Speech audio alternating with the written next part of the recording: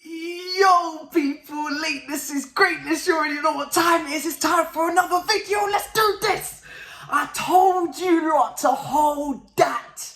Relax yourselves. Listen, if you check my channel a couple days ago, you will see a video called Everything You Need to Know About Raphinha. I need you to go to that video and leave a Chelsea blue comment because it was flooded by Arsenal fans telling me, done deal, thank you for the scouting report, really appreciate the help, Matisse. And I was just sitting there with my evil self, just sitting back, watching and just thinking, whoa, they don't really know what's coming, do they? They think it's done. You think Leeds, we're just gonna just sell them off to you, you know what I mean? No bidding war, no competition, no threat from other clubs. Well, listen.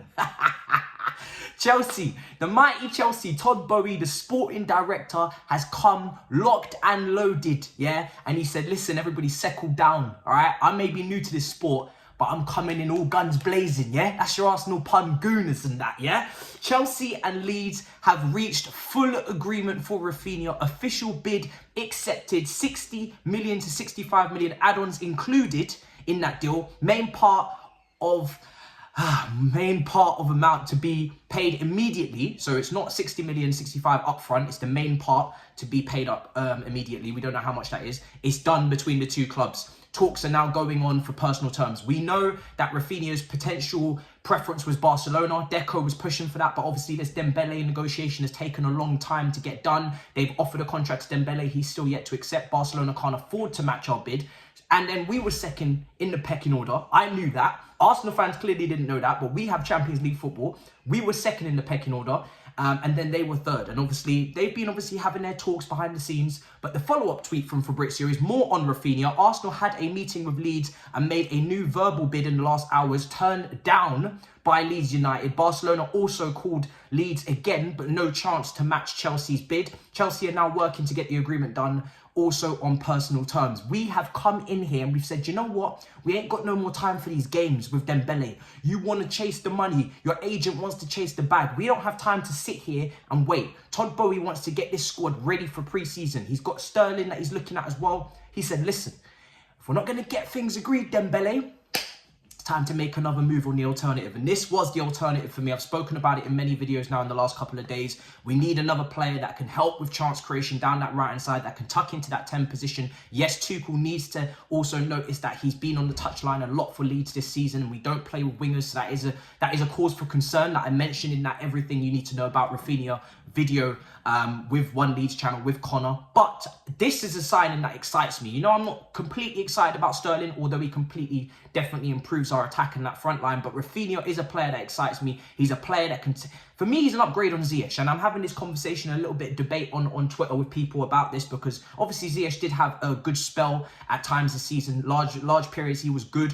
But for me, the issue, and obviously it looks like could be going to AC Milan, the issue with Ziyech is that he keeps picking up these niggling injuries, and we've got a lot of players that cannot stay consistently fit. Raphinha is tried and tested in this league, playing a high-octane, high-energy tempo game at Leeds under Bielsa for most of his, obviously, Leeds career until that managerial change. He's going to be working hard, but he's also got the quality as well, and he's shown that with his statistics. And for me, he can go up another gear. When we spoke about Gabriel Jesus, a player that looks like he can go up another gear, Raphinha is fitting into that mold, a player that was linked with Liverpool prior.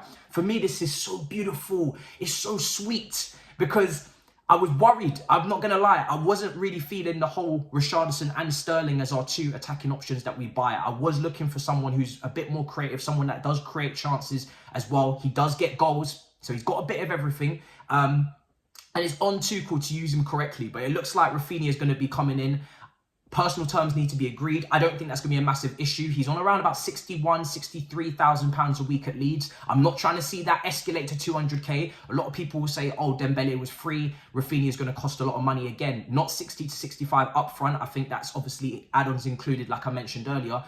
Don't know what the initial fee is, but you pay for availability. You pay for a player that is definitely going to be dependable and durable. That's what we had with Willian. That's what we had with many other players. Hazard, Azpilicueta, Alonso, dare I say it. You need players that you know will play in this league consistently, and you pay the price for that. But Dembele was never free. I've said this to you many a time, and although I was excited about the prospect of the player, the injury concerns did did definitely raise a flag or two, but the signing on fee was going to be hefty. The wage is going to be hefty because that's what he's asking for. And Raphinha, I really don't expect to see more than 150k max a week for this player. Maybe incentivized like I've spoken about in prior videos. But in terms of a package, yes, you're paying more money up front, but you're definitely saving on that wage bill. And for me, a much more durable player who suits Tuchel's system a lot more. He's coming from a Leeds system where, much like Calvin Phillips, they've played good football under Bielsa. It's very end-to-end, but also his work rate has had to be top-notch in that system. Now, there were a few reports from David Ornstein that he could be a wing-back option. I wouldn't want to see him at wing-back, of course. I want to see him on that right flank. I want to see him on that touchline, taking players on, going past them, getting goals, coming in for creativity. But we saw at times this season, Ziyech was also applied in that right wing-back role when we went from a 4-2-2-2 to a 3-5-2 or whatever have you will. We had Ziyech playing in that right wing-back spot defensively at the very least, and then obviously going forward it may have switched up, but he did have a couple of good games, I think, against Spurs in that right wing back role, and it allows him at right wing back to push up. He will be on the touchline, not advocating for it but just explaining it. He will push up, and then maybe Reece James shuffles across. Again, you know, I would prefer to sometimes see that 4 at the back, and that's basically what that becomes anyway when I'm talking about it in terms of defenders shuffling across and the right wing back pushing up. But when you look at systematically the way Tuchel wants his attacking, you know, inside forwards to play, they need to be comfortable in the wide positions in case we invert those fullbacks, which we obviously did at times last season with James and Chilwell in that Juventus game, etc. From around about that period after the Juventus defeat when he switched up the tactics. But then he also needs the 10s to be quite comfortable playing in the middle. And having an overload in the middle with the pivot, able to take the ball in the half space, turn, create opportunities. And it'll be interesting to see if Raphinha can adapt to those tactical demands and be versatile and be able to play those multitude of positions. But for me, this is an upgrade on Ziyech, who seems to be outgoing. It is more of a Tuchel fit. And it is a player that can go past players. Like I said, he's got the skill, he's got the pace, he's Premier League proven and ready. And I'm very excited about this player, and he's got a big season ahead of him because the World Cup's coming up. That's a very competitive Brazil squad, along with Jesus, along with Vinicius, all these other players. And he's even surprised the international manager. He said, listen, I didn't expect Raphinha to come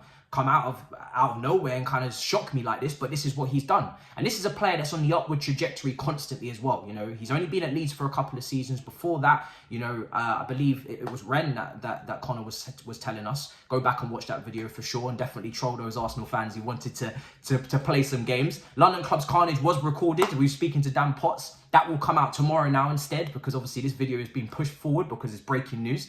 And I'm not even going with my graphic. I'm just giving you that 1080p quick video because I ain't got no time to mess around. I want this out immediately. But he was saying that, you know, Arsenal, I had to slow him down on the show. You'll see tomorrow because it was pre-recorded. It was recorded a few hours ago. I had to slow him down and say, listen, Raphinha to Arsenal is not done. It's not done. This is an expensive player. You know, Leeds, this is their cash cow. This is a player that Leeds really want to make the most amount of money on. And there is a bidding war. You know, there are other teams interested, as I've just read out. Barcelona, Arsenal, Chelsea. But Arsenal were never just going to just walk away into the sunset with this player without any competition. This is a very good player. That's even been linked with Tottenham as well, who seem to be going for Richarlison. And I'm just glad that Todd Bowie's now proved that he's on no nonsense. And he saw... And Tuchel, you know, it seems like from even before the sanctions, this is a player that we were apparently leading the race for. If you check Fabrizio's tweets way back before the sanctions, this is a player that we were also in for. Of course, we were hoping that they would maybe get relegated so we could go for that 25 million bid. Bayern Munich have looked at him before. Barcelona have always been looking at him. So he's a player that's been touted by top clubs constantly. But we've always been in that mix for this guy. And I was always kind of hoping and praying that, like I said, if Dembele doesn't get wrapped up soon and Dembele keeps delaying, because that's what he's doing, you know, his agent is playing around, they're looking for money. I want a player that also wants to be at Chelsea, on top of the quality, on top of the durability, and he's at a great age as well. I think this is a great deal. This is really the first attacking signing that I am like really excited about. And you may say, oh, you was excited about Lukaku. Well, I was, but I'm here and I'm gonna roll with it again. Can I not be excited? We can go again round 2, no? But this player, very excited. I'm really looking forward to it. And yeah, breaking news, people. Like I said, we've agreed a full fee with Leeds. We are in the Champions League. I think that will definitely suit him. You know, that's obviously something that he wants and aspires to. There's a starting role, in my opinion, ready for him on that right-hand side with Reece James just behind.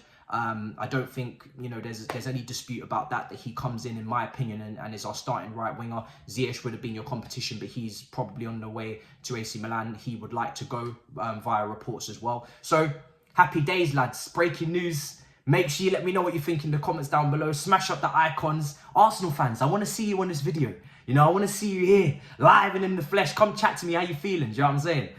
It's not the end of the world for you guys, but listen, it's beautiful for us. We needed this. And I'm really happy that Todd Bowie's he's just gone in there. He's interim sporting director. Maybe he could be full-time sporting director. If you're going to be this aggressive, he's been making calls. He's been making so many phone calls. This brother's calling up everybody. He's checking on, you know, Bremer. He's checking on everybody's availability. Rice even. He's rang up Sullivan to see what the price is. This brother is on it, yeah? Ever since last Monday, bang, this brother's just been going for it. He's been clearing out, you know, the hierarchy. He's trying to do swaps like this is baseball. This brother is on his P's and Q's. But there's more to do. There's more to come, hopefully. But yeah, let me know what you think in the comments. Make sure you subscribe. And I'll see you, man, in a bit. Big up your damn selves. We'll be speaking more about this tomorrow. In a bit, people. Peace.